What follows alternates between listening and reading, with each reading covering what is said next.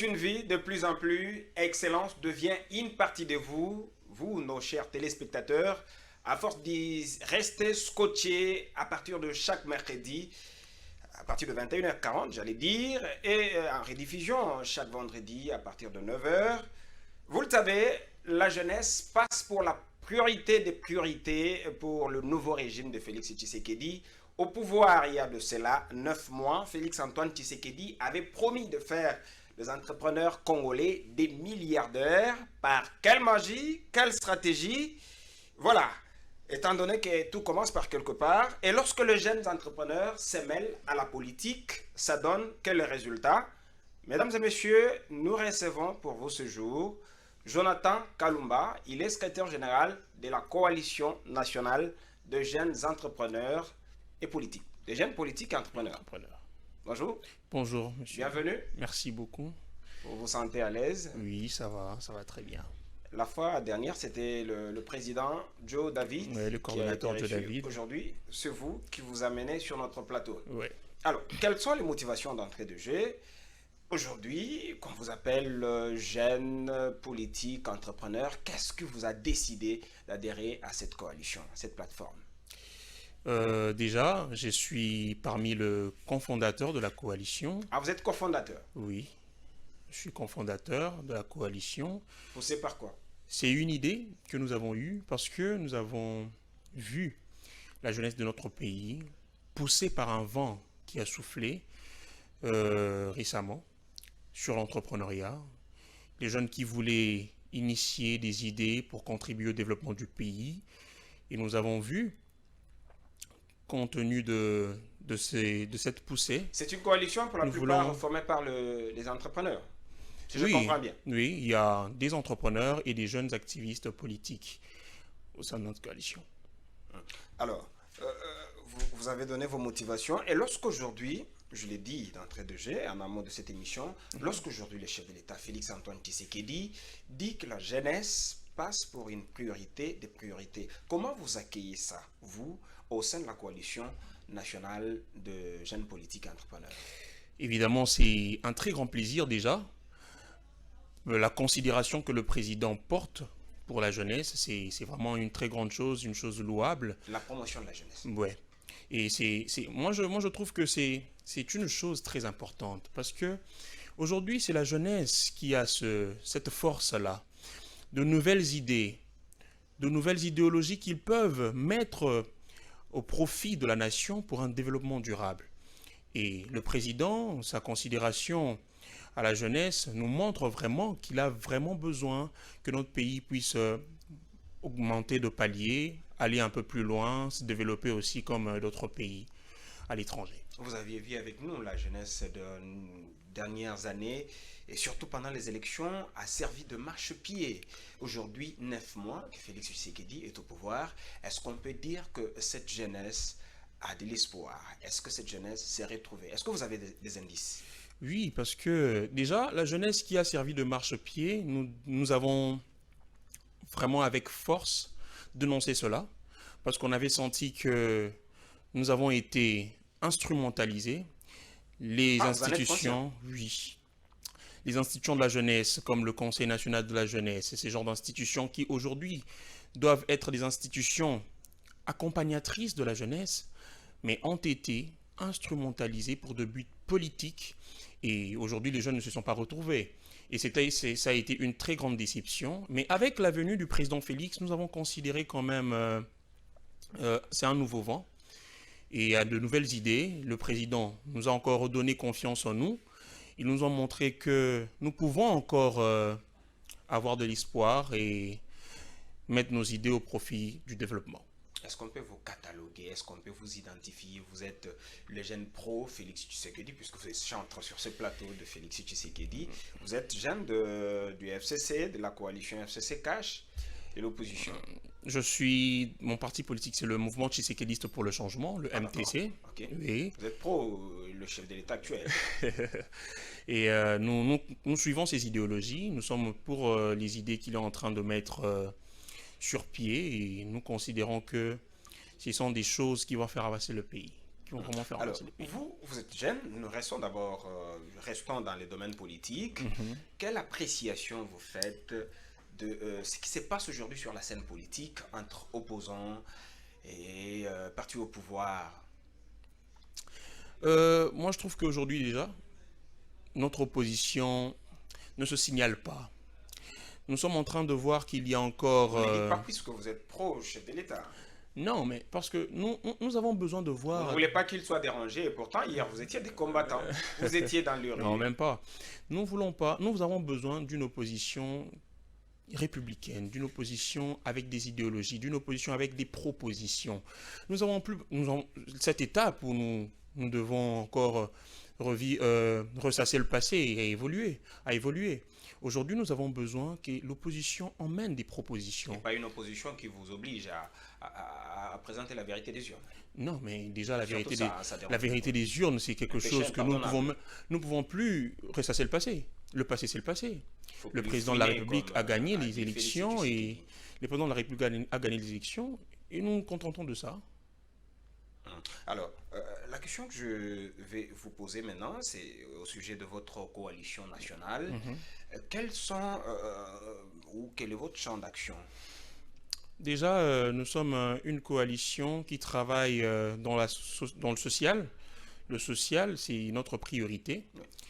Nous comptons plus des jeunes entrepreneurs parce que nous sommes en train de créer une base de données des jeunes entrepreneurs et politiques qui pourront servir de support pour les institutions de la République. Parce que nous considérons qu'aujourd'hui, la jeunesse doit être une provision pour la République. La République doit tirer profit des idéologies, de nouvelles idéologies que la jeunesse veut apporter. Parce que nous avons des jeunes qui ont des idées, nous avons des jeunes qui entreprennent, qui ont des innovations. Qui sont en possession de la matière. Oui, qui en ont. Et aujourd'hui, moi, je trouve que cette jeunesse doit être valorisée, doit être mise au profit de la nation pour un développement. Nous avons des jeunes politiques et entrepreneurs. Et l'adhésion, comment elle se fait? C'est simple. Il y a une fiche d'adhésion que vous devez remplir et l'achat d'une carte de membre. Moyennant 15 $, la carte de membre. Et non, c'est une carte de membre biométrique, c'est pas trop. Votre direction nationale ou votre siège? Nous sommes sur Huiléry, sur Niangoué 173. Nous avons notre siège là-bas, où nous réceptionnons tout le monde. Tous ceux qui veulent adhérer à notre vision sont le bienvenu.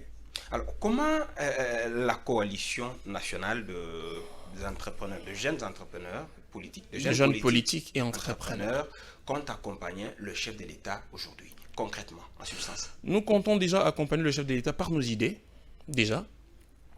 Nous sommes en train aujourd'hui de lancer une formation des jeunes entrepreneurs qui vont suivre des formations sur l'entrepreneuriat et certains éléments sur comment conceptionner des projets, etc.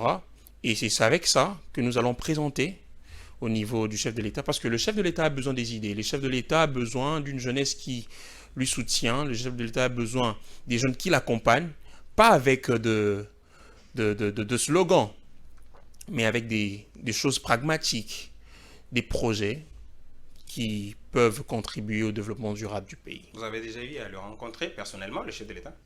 Non, le coordonnateur de la coalition a eu à le rencontrer. Facile, hein. Non, c'est pas que l'accès n'est pas facile, mais nous attendons le bon moment où nous allons parler. Mais notre coalition est parmi les premières structures qui a rencontré le président de la République, et le président nous a vraiment garanti un accompagnement dans nos activités. Aujourd'hui, vous, le jeune pro, le chef de l'État, acceptez que je le dise comme ça.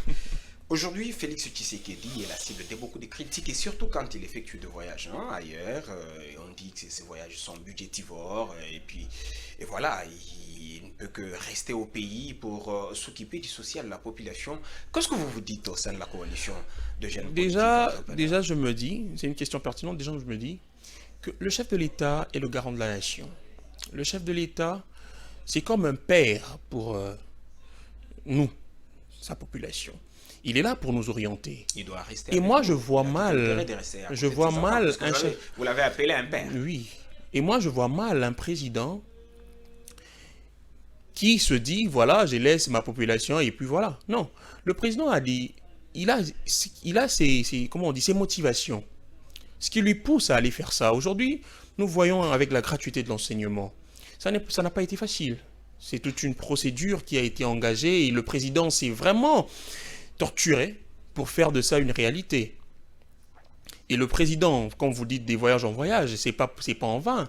Il est en train d'aller pour améliorer des situations diplomatiques. Mais c'est de l'argent.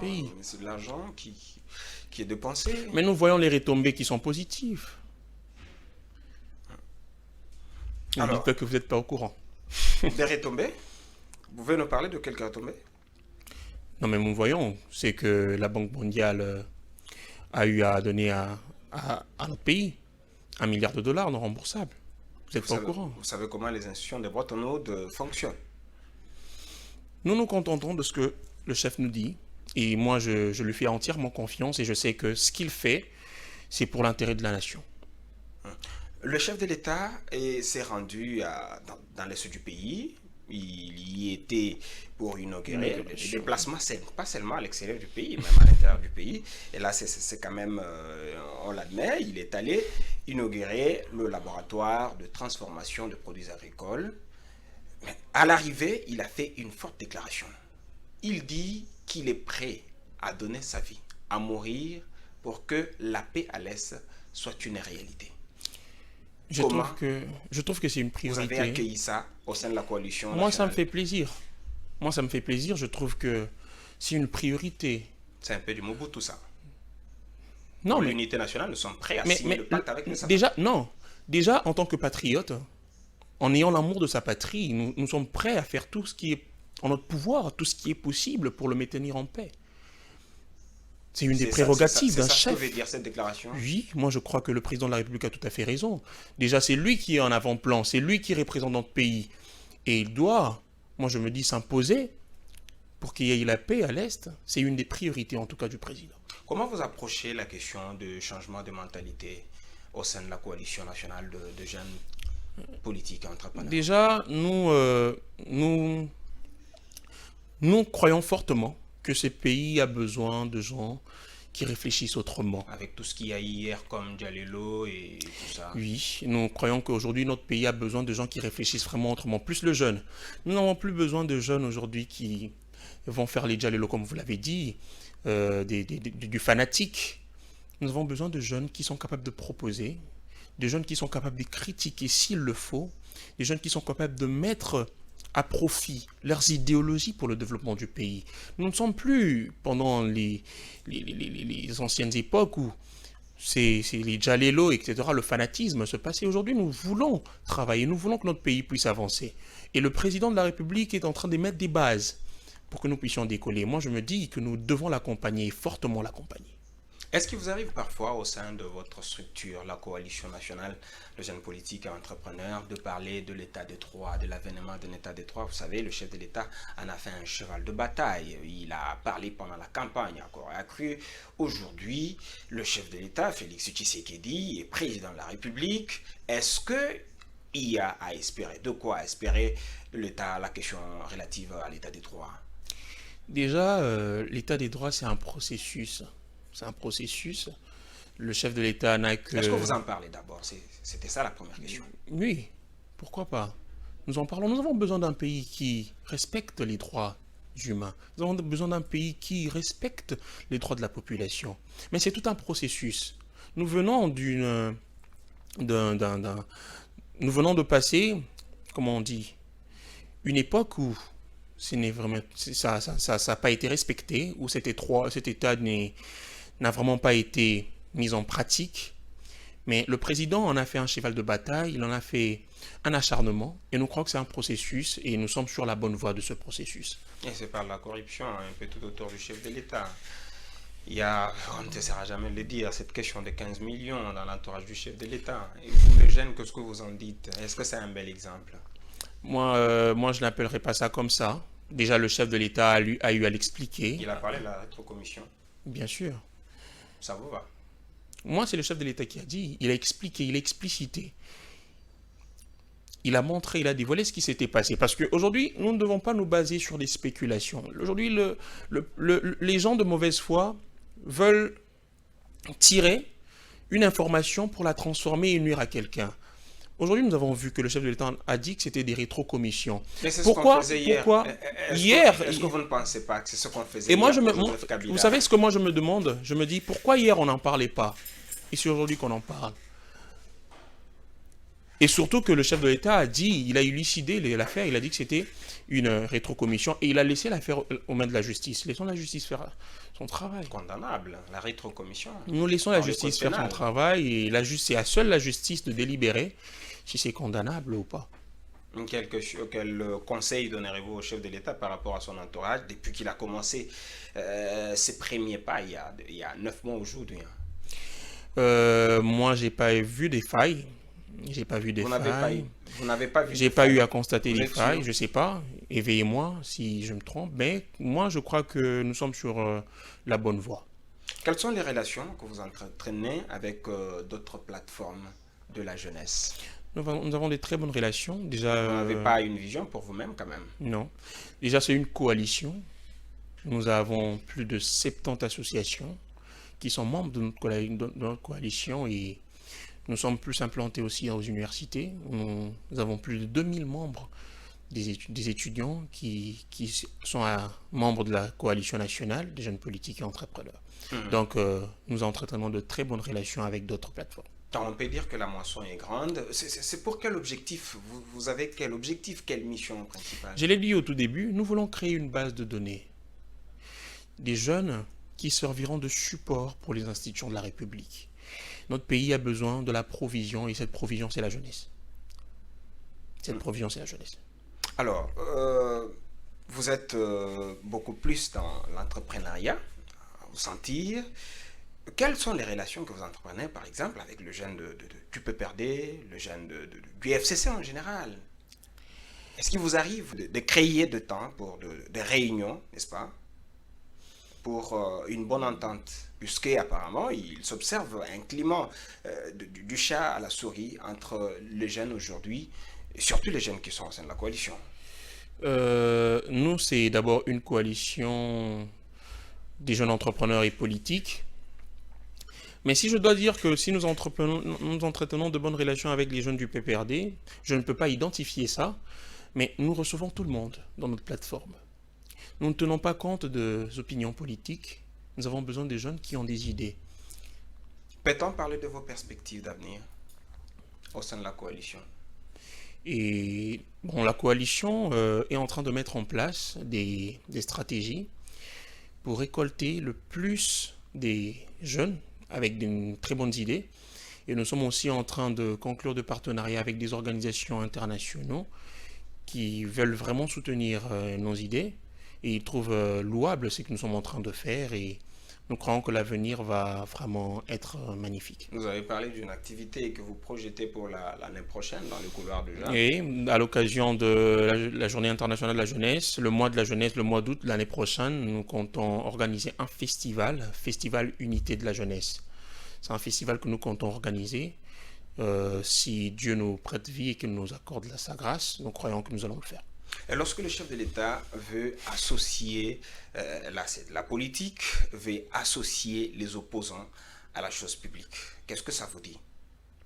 Moi, je trouve que c'est une bonne idée. Aujourd'hui, notre pays a besoin de la contribution de tout le monde. La contribution de tout le monde, nous ne devons pas sectionner pour dire que tel, parce qu'il est de l'opposition, il ne doit pas contribuer au développement du pays. Moi, je pense que cette segmentation n'a pas lieu d'être. Et notre pays a besoin des idées. Et c'est même dans les prérogatives du président, c'est dans ses idées, de rassembler tout le monde.